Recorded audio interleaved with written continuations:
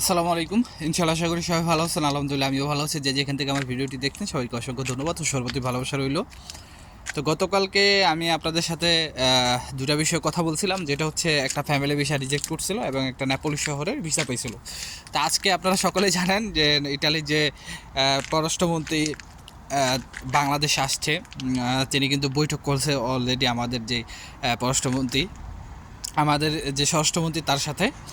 তো এইখানে আমাদের জন্য একটা ভালো ফলাফল আর ভিএফএস গ্লোবাল নিয়ে কথা বলবো ইনশাআল্লাহ। তো ভিডিওটা পুরোটা দেখার চেষ্টা করেন।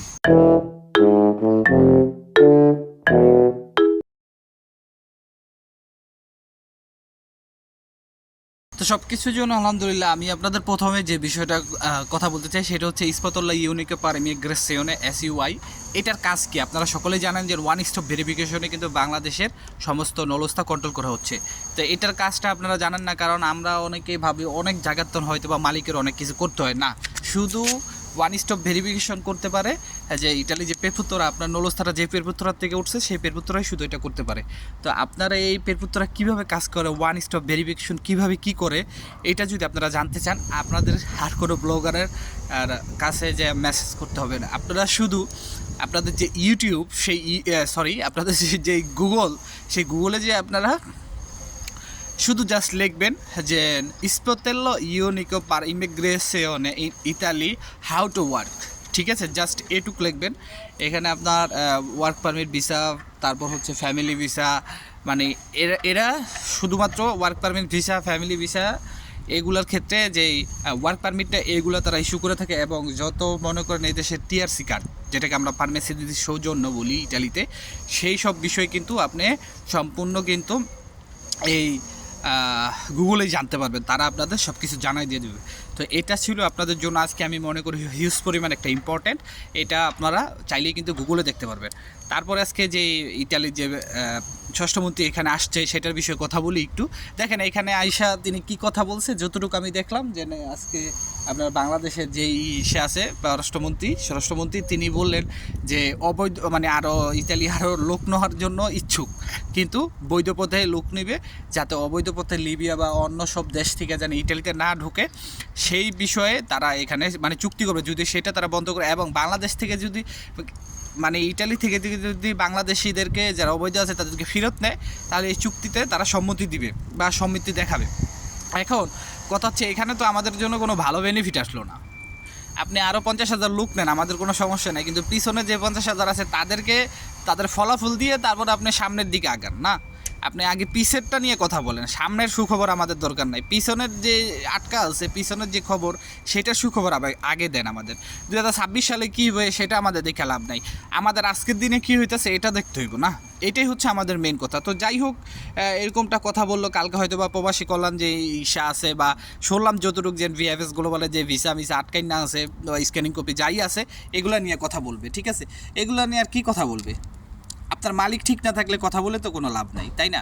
হয়তো কাজের অগ্রগতিটা 2-1 দিন বাড়াবে, আর আমার মনে হয় না যে কাজের অগ্রগতি কোনোভাবেই বাড়াতে পারবে। যদি পাই তো এতদিনে ঠিকই বেড়ে যেত।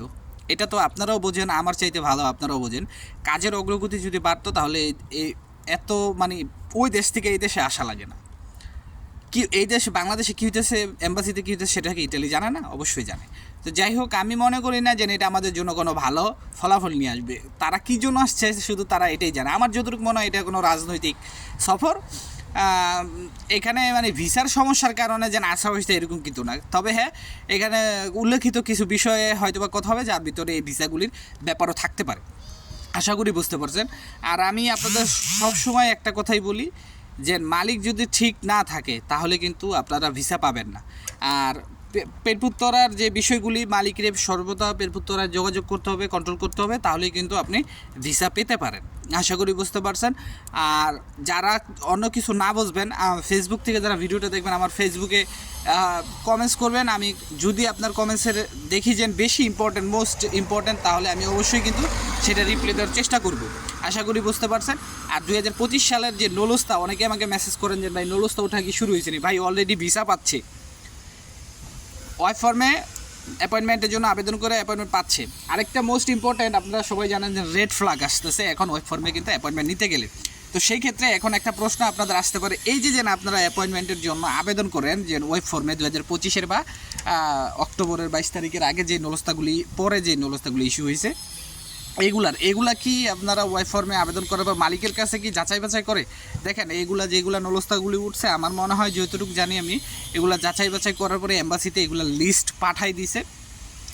লিস্ট পাঠানোর পরও হয়তো বা আরও যাচাই বাছাই তারা করতে পারে। কিন্তু এখন এখানে আরেকটা কথা আছে যেটা ইটালিতে হচ্ছে, যে 2025 সালেরও অনেক নলস্তা কিন্তু ইটালিতে বের হয়েছে, কিন্তু সেগুলো কিন্তু রেভোকারও হয়ে গেছে। এখন মালিকের কিছু সমস্যার কারণে এগুলো হইতেছে। তার মানে এতটুকু বোঝা যায় যে যেই নলস্তাই উঠুক আপনি যদি অ্যাপয়েন্টমেন্ট পানও তারপরেও কিন্তু এটা কোনো মনে করেন যে গ্যারান্টি নাই। আগেই বলে দিলাম যে কোনো ধরনের গ্যারান্টি নেই। 2025-এর ভিসা দেখতেছেন, তবে আবার এতটুকু শুনলাম যে ওই ফর্মে 2024-এর ভিসাগুলিও কিন্তু মানে অ্যাপয়েন্টমেন্টগুলিও কিন্তু রেড ফ্ল্যাগ আসতেছে। তাই ভয় নয়, আমি জাস্ট এটুকুই বলি যে মালিক যাতে ঠিক থাকে, মালিকের কোম্পানি যাতে ঠিক থাকে। আমার কাছে আরেকটা ইম্পর্ট্যান্ট নিউজ আছে, সেটা আমি একটুখানি সময় নিয়ে গুছিয়ে কীভাবে বলতে হইব, কীভাবে করতে হবে, এটা আমি আপনাদেরকে জানিয়ে দেবো ইনশাল্লাহ। তো সবাই ভালো থাকবেন, সুস্থ থাকবেন, সকলের জন্য দোয়া রইল। আসসালামু আলাইকুম, আল্লাহ হাফিজ।